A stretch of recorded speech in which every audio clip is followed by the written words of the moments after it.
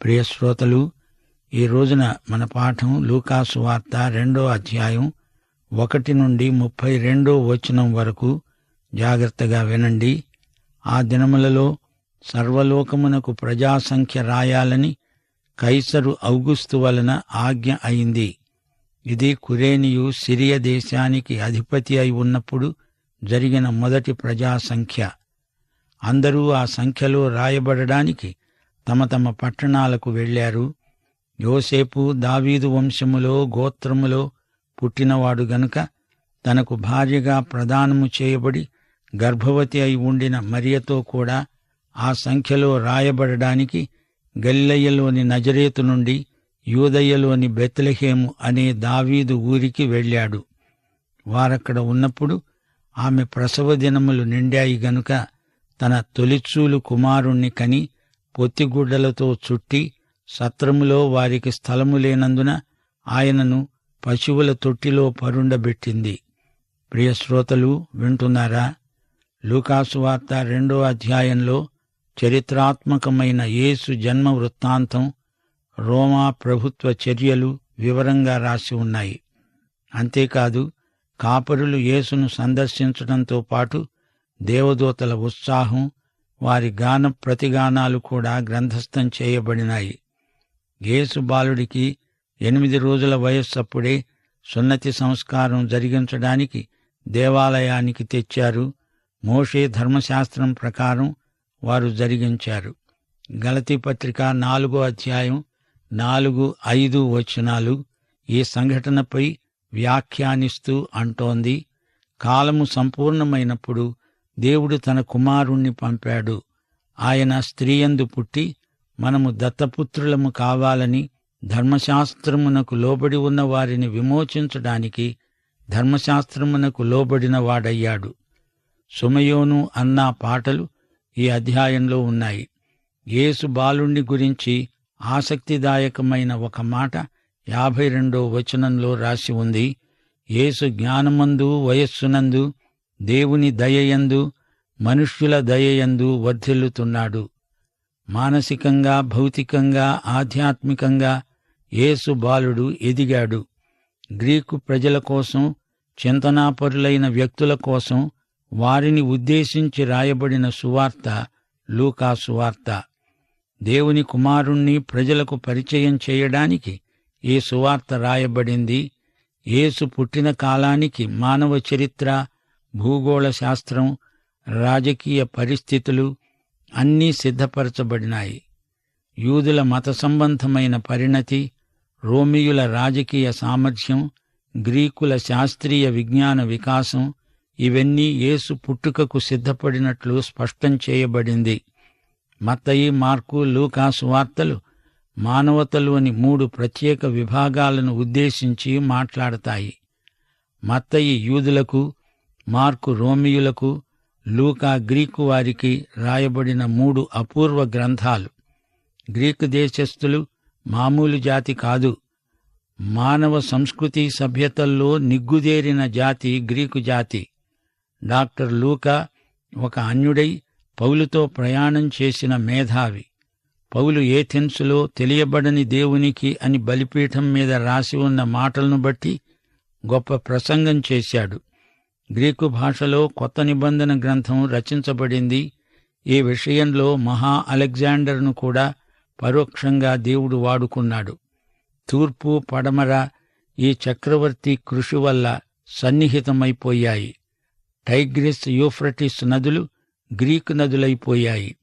Athens సంస్కృతి బబులోనుకు వలస వెళ్ళింది. ఈజిప్టులో గ్రీసు, బబులోను సంస్కృతులు మేళవించాయి. అలెగ్జాండ్రియా పట్టణమే దీనికి సమగ్ర నిదర్శనం. ఈ నేపథ్యంలో లూకాసు వార్త 2వ అధ్యాయాన్ని మా శ్రోతలు అర్థం చేసుకోగలరు. సర్వలోకానికి ప్రజాసంఖ్య అనగా జనాభా లెక్కలు రాయించాలని కైసరు ఔగుస్తు శాసనం చేశాడు. ఈ కైసరు ఔగుస్తు ఎవరు? జూలియస్ సీజరుకు పెంపుడు కొడుకు. అతని అసలు పేరు ఆక్టేవియస్. ఔగుస్తు అనేది రాజబిరుదం. అది గ్రీకు దేవుడి పేరు, మతపరమైన బిరుదం. కైసరు ఔగుస్తు తానే దేవుణ్ణి అని ఈ విధంగా ప్రకటించుకున్నాడు. పెద్ద సైన్యాన్ని సమాయత్తం చెయ్యాలని, సామ్రాజ్య విస్తరణ కాంక్షతో ప్రజల నుండి పన్నుల రూపంలో డబ్బు రాబట్టడానికి ఈ జనాభా లెక్కల సేకరణ మొదలుపెట్టాడు కైసర్ ఔగుస్తు. ఇతడి వినోద విలాసాలకు కూడా డబ్బు కావాలి. సిరియా గవర్నరు కురేనియు పౌరులందరూ ఎవరి జన్మస్థలానికి వారు వెళ్లి జనసంఖ్య రికార్డులో తమ తమ పేర్లు నమోదు చేయించుకోవాలి. ఇది రాజశాసనం. యోసేపు మరియా బెత్లెహేముకు వెళ్లారు. ఎందుకు? బెత్లెహేము దావీదు పుట్టిన ఊరు. యోసేపు దావీదు వంశానికి చెందినవాడు. అయితే మరియ ఎందుకు వెళ్ళింది? ఆమె కూడా దావీదు వంశానికి చెందిందే. మరియా, యోసేపు ఇద్దరూ దావీదు వంశీకులే. శ్రోతలు జాగ్రత్తగా వినండి. కైసరు ఔగుస్తు తానే దేవుణ్ణి అంటున్నాడు. అందరూ జనాభా లెక్కల్లో పేరు రాయించుకోవాలని శాసనం జారీ చేశాడు. దాన్ని బట్టి మరియ బెత్లెహేముకు వెళ్లాల్సి వచ్చింది. అప్పుడు మరియ గర్భవతి. ఆమె కడుపులో దేవుని కుమారుడున్నాడు. కైసర్ ఔగుస్తు తానే దేవుణ్ణని చెప్పుకున్నా అతడు కాలగర్భంలో కలిసిపోయాడు. గాని యుగయుగాలలో యేసే దేవుడని సకల ప్రజలు ఆయన్ను ఆరాధిస్తున్నారు. దేవునికి స్తోత్రం. అతనికి తెలియదుగాని దేవుని చిత్తము నెరవేర్చడానికి కైసరు ఔగుస్తు కూడా దేవుని సాధనమయ్యాడు. మరియ బెత్లెహేములో యేసును కన్నది. దేవుడు తన ప్రవచనాన్ని ఈ విధంగా నెరవేర్చుకున్నాడు. మీకా గ్రంథం 5వ అధ్యాయం 2వ వచనం, బెత్లెహేము ఎఫ్రాతా, యూదావారి కుటుంబములలో నీవు స్వల్ప గ్రామమైనా నా కొరకు ఇశ్రాయేలీయులను ఏలబోయేవాడు నీలో నుండి వస్తాడు. పురాతన కాలము మొదలుకొని శాశ్వత కాలము ఆయన ప్రత్యక్షమవుతూ ఉన్నాడు. శరీరమును ధరించిన దేవుని జన్మవృత్తాంతాన్ని వైద్యుడైన లూకా మానవీయమైన భాషలో రాస్తున్నాడు. పరిపూర్ణమై సంపూర్ణమైన మానవత యేసునందు ప్రత్యక్షమైంది. లూకా సువార్త 2వ అధ్యాయం 8వ వచనం నుండి.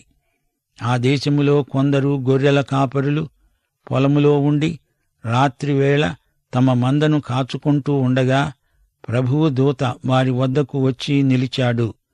ప్రభువు మహిమ వారి చుట్టూ ప్రకాశించినందున వారు మిక్కిలి భయపడ్డారు. అయితే ఆ దూత అన్నాడు, భయపడకండి, ఇదిగో ప్రజలందరికీ కలుగబోయే మహాసంతోషకరమైన సువర్తమానము నేను మీకు తెలియచేస్తున్నాను. దావీదు పట్టణమందు నేడు రక్షకుడు మీ కొరకు పుట్టి ఉన్నాడు. ఈయన ప్రభువైన క్రీస్తు. దానికిదే ఆనవాలు. ఒక శిశువు పొత్తిగుడ్డలతో చుట్టబడి ఒక తొట్టిలో పండుకొని ఉండడం మీరు చూస్తారు. వెంటనే పరలోక సైన్య సమూహము ఆ దూతతో కూడా ఉండి దేవుణ్ణి స్తోత్రము చేస్తూ పాడారు. సర్వోన్నతమైన స్థలములలో దేవునికి మహిమ, ఆయనకు ఇష్టులైన మనుష్యులకు భూమి మీద సమాధానము. శ్రోతలు వింటున్నారా? యేసు జన్మకు స్వాగత గీతమిది. దేవుని దూతలు గానప్రతిగానాలతో దేవుని కుమారుని అవతారానికి జేజేలు చెప్తున్నారు. ఇంతకు యేసు పుట్టిన తేదీ ఏది అని మీలో ప్రశ్న తలెత్తింది గదూ. తేదీ ముఖ్యమా? ఆ తేదీన పుట్టిన వ్యక్తి ముఖ్యమా? చెప్పండి. మనం ఆరాధించేది యేసునా, ఆయన పుట్టిన తేదీనా? బైబిలు తేదీల రికార్డు పుస్తకం కాదు, ఇది యేసు పుస్తకం. ఆయన పుట్టాడు. పుట్టిన ఆయన మనకు ముఖ్యం, అవునా? ఆయన పుట్టాడు, మనందరి పాపాల నిమిత్తమై శిలువ మీద చనిపోయాడు. మొదటిసారి ఆయన ఒక శిశువుగా అవతరించి వచ్చాడు. కాని రెండోసారి అలా రాడు. రాజులకు రాజుగా, ప్రభువులకు ప్రభువుగా, వైభవంతో, మహా ఆర్భాటంగా వస్తాడు. శ్రోతలు వింటున్నారా? ఆయన ఈ లోకానికి వచ్చినప్పుడు తన మహిమనంతా పరలోకంలోనే విడిచి వచ్చాడు. కొందరు కాపరులు, కొందరు దేవదూతలేనా? పరలోకం, ఇహలోకమంతా స్వాగతం పలకాల్సి ఉంది. ఆ మహిమ అంతా ఏది? అది ఆయన పరలోకంలో విడిచి వచ్చాడు. పన్నులు వసూలు చేయడం కాదు, జనాభా లెక్కలు రాయించటం కాదు. కైసరు ఔగుస్తు తన బలగమంతటితో వచ్చి యేసు పాదాల మ్రోల సాష్టాంగపడాల్సిన సంఘటన అది. కాని ఆ మహిమ అంతా ఏది? దాన్ని యేసు పరలోకంలో విడిచివచ్చాడు. ఆయన తన మహిమను విడిచివచ్చాడు నిజమే కాని ఆయన దేవత్వం ఆయనను విడువదు, ఆయన విడువలేదు. తెలిసిందా? ఆయన అక్కడ ఉన్నా ఇక్కడ ఉన్నా దేవుడే. ఆయన మానవుడయ్యాడు గనుక వాస్తవంగా మానవుడే. యేసు మానవత సంపూర్ణమైనది, పరిపూర్ణమైనది. ప్రభువు దూత మాట్లాడుతూ ఉంటే దేవుని మహిమ వారి చుట్టూ ప్రకాశించింది. దేవుని కుమారుని జన్మలోని మానవతా లక్షణాలను లూకా వర్ణిస్తున్నాడు. శిశువు, పొత్తిగుడ్డలు, పశుల తొట్టి ఇవన్నీ యేసు మానవతకు ఆనవాళ్లు. మానవుల బలహీనతలన్నీ ఆయన అనుభవించినవాడు, ఎరిగినవాడు. దేవదూతల పాట ఎంతో శ్రావ్యమైనది. దేవునికి ఇష్టులైన ప్రజలకు భూమి మీద సమాధానం. ఇది ఆ పాటలోని మాట, మాటలోని సందేశం. సార్వత్రికమైన, సార్వజనీనమైన శుభ సందేశం. దేవునికి ఎవరు ఇష్టులో, దేవుడు ఎవరికి ఇష్టుడో వారికే భూమి మీద సమాధానం. యెషయా గ్రంథం 48వ అధ్యాయం 22వ వచనం ఏమంటోంది? దుష్టులకు నెమ్మది ఉండదని యెహోవా సెలవిస్తున్నాడు. రోమాపత్రిక 5వ అధ్యాయం 1వ వచనం, విశ్వాసం మూలమున మనము నీతిమంతులముగా తీర్చబడి మన ప్రభువైన యేసుక్రీస్తు ద్వారా ఆయనతో సమాధానము కలిగి ఉందాము. విశ్వాసము ద్వారా నీతిమంతులెవరో వారికి మాత్రమే సమాధానం. సమాధానకర్త అయిన అధిపతిగా ఆయన రెండోసారి రాబోతున్నాడు. అప్పుడు సమస్త పాపమును, అవినీతిని ఆయన తొలగిస్తాడు. ఆయన వచ్చే వరకు భూమి మీద పూర్ణ శాంతి ఉండదు. ఇప్పుడైతే దేవునికి ఇష్టులైన వారికి మాత్రమే భూమి మీద శాంతి, సమాధానం. దేవునికి స్తోత్రం. లూకాసు వార్త 2వ అధ్యాయం 15వ వచనం నుండి, ఆ దూతలు తమ యొద్ద నుండి పరలోకానికి వెళ్లిన తరువాత ఆ గొర్రెల కాపరులు ఒకనితో ఒకరు చెప్పుకున్నారు, జరిగిన ఈ కార్యమును ప్రభువు మనకు తెలియజేయించి ఉన్నాడు. మనము బేత్లెహేము వరకు వెళ్లి చూతాము రండి. వారు త్వరగా వెళ్లి మరియను, యోసేపును, తొట్టిలో పండుకొని ఉన్న శిశువును చూచారు. వారు చూచి ఈ శిశువును గూర్చి తమతో చెప్పబడిన మాటలు ప్రచురము చేశారు. గొర్రెల కాపరులు తమతో చెప్పిన సంగతులను గూర్చి విన్నవారందరూ మిక్కిలి ఆశ్చర్యపడ్డారు. అయితే మరియ ఆ మాటలన్నీ తన హృదయములో తలపోసుకుంటూ భద్రము చేసుకున్నది. అంతటా ఆ గొర్రెల కాపరులు తమతో చెప్పబడినట్లుగా తాము విన్నవాటిని, కన్నవాటినన్నిటిని గూర్చి దేవుణ్ణి మహిమపరుస్తూ స్తోత్రము చేస్తూ తిరిగి వెళ్లారు. శ్రోతలు వింటున్నారా? కాపరులు త్వరగా బయలుదేరి వెళ్లారు. బెత్లెహేములో ప్రవేశించారు. వారు మరియను, యోసేపును, యేసు శిశువును చూచారు. గొర్రెల కాపరులు తరువాత జ్ఞానులు వచ్చారు. జ్ఞానులు వచ్చేటప్పటికి యేసు బాలుడు పశుల పాకలో లేడు, ఇంట్లోనే ఉన్నాడు. అప్పటికే కొన్ని నెలలు గడిచిపోయాయి. మరియ ఎన్నో సంగతులు తన హృదయంలో తలపోసుకుంటూ ఉన్నది. యేసు పుట్టింది బెత్లెహేములో, పెరిగింది నజరేతులో. లూకాసు వార్త 2వ అధ్యాయం 21 నుండి 28వ వచనం వరకు, ఆ శిశువుకు సున్నతి చేయవలసిన 8వ దినము వచ్చినప్పుడు గర్భమందాయన పడకమునుపు దేవదూత చేత పెట్టబడిన యేసు అనే పేరు వారాయనకు పెట్టారు.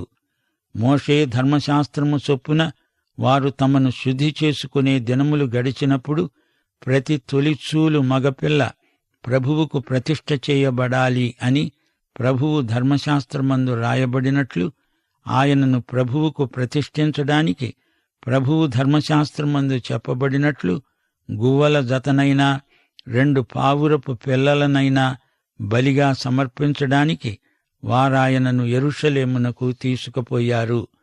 యెరూషలేమునందు సుమయోను అనే ఒక మనుష్యుడున్నాడు. అతడు నీతిమంతుడు, భక్తిపరుడు అయి ఉండి ఇశ్రాయేలు యొక్క ఆదరణ కొరకు కనిపెట్టేవాడు. పరిశుద్ధాత్మ అతని మీద ఉన్నాడు. అతడు ప్రభు యొక్క క్రీస్తును చూడకమునుపు మరణము పొందడని అతనికి పరిశుద్ధాత్మ చేత బయలుపరచబడింది. ఆత్మవశుడై అతడు దేవాలయములోనికి వచ్చాడు. అంతటా ధర్మశాస్త్ర పద్ధతి చొప్పున ఆయన విషయమై జరిగించడానికి తల్లిదండ్రులు శిశువైన యేసును దేవాలయములోనికి తీసుకువచ్చినప్పుడు అతడు తన చేతుల్లో ఆయన్నెత్తుకొని దేవుణ్ణి స్తుతిస్తూ అన్నాడు, నాథా, ఇప్పుడు నీ మాట చొప్పున సమాధానముతో నీ దాసుణ్ణి పోనిస్తున్నావు. అన్యజనులకు నిన్ను బయలుపరచడానికి వెలుగుగాను, నీ ప్రజలైన ఇశ్రాయేలుకు మహిమగాను, నీవు సకల ప్రజల ఎదుట సిద్ధపరచిన నీ రక్షణను నేను కన్నులారా చూచాను. శ్రోతలు వింటున్నారా? శిశువును కన్న తరువాత 40 రోజులు అశుచిని పాటించాలి. ఇది మోషే ధర్మశాస్త్రోక్తమైన విధి విధానం. మరియా ఒక మానవ మాతృరాలుగా జాతాశౌచాన్ని బట్టి పరిహారానికి బలి అర్పించవలసి ఉంది. ఆమెకు రక్షకుడు ప్రభువైన యేసుక్రీస్తే. మరియ యోసేపులు గువ్వలను బలిగా అర్పించారు. ఇది వారి బీదరికాన్ని చూపుతోంది. బలులు మరియ యోసేపులకు మాత్రమే. యేసు శిశువుకు బలి ఇవ్వాల్సిన పనిలేదు. ఆయనే పాప విమోచకుడు, రక్షకుడు, ప్రభువు. యేసు ఎన్నడూ బలి అర్పించలేదు. ఆయనే సర్వమానవాళి కోసం శిలువపై బలి అయిపోయాడు. దేవాలయంలో ఏమి జరిగిందో లూకా రాస్తున్నాడు. అతడు సిమెయోను, వృద్ధ ప్రవక్త. అతడు పరిశుద్ధాత్మచేత నింపబడిన క్రిస్మస్ ప్రవక్త. యేసు బాలుణ్ణి దేవాలయానికి తెచ్చినప్పుడు సిమెయోను అక్కడే ఉన్నాడు. మోషే ధర్మశాస్త్రమునిచ్చిందెవరు? యేసే. ఆయన మన కోసం ధర్మశాస్త్రానికి లోబడిన వాడయ్యాడు. నీవు దేవుని రక్షణను చూస్తావు అని దేవుడే సిమెయోనుకు వాగ్దానం చేశాడు. ఇంతకు సిమెయోను ఏమి చూచాడు? ఒక చిన్న శిశువును చూచాడు. రక్షణ అంటే రక్షకుడు. నీవేదో చేయబట్టి నీకు రక్షణ దొరకదు. రక్షకుణ్ణి అంగీకరించబట్టి రక్షణ దొరుకుతుంది. ఆయనను స్వీకరిస్తే రక్షణ, తిరస్కరిస్తే శిక్ష. ఈ వ్యక్తితో నీవు ఏర్పరచుకున్న సంబంధమే, సహవాసమే రక్షణ అనబడుతుంది. ఈ సత్యాన్ని మా శ్రోతలు గ్రహించాలి. సిమెయోను ఒక మంచి పాట పాడాడు. ఇది ఎంతో భావగర్భితమైన పాట. లోకరక్షకుడుగా యేసును ఆత్మనేత్రాలతో చూస్తున్నాడు. భౌగోళికంగా అతడున్నది ఒక మూల స్థలం. అయినా అతని ఆత్మదృష్టి భూదిగంతాల వరకు ప్రసరించింది. యోసేపు, ఆయన తల్లి ఆనందించారు. యేసు తండ్రి దేవుడే, యోసేపు కాడు.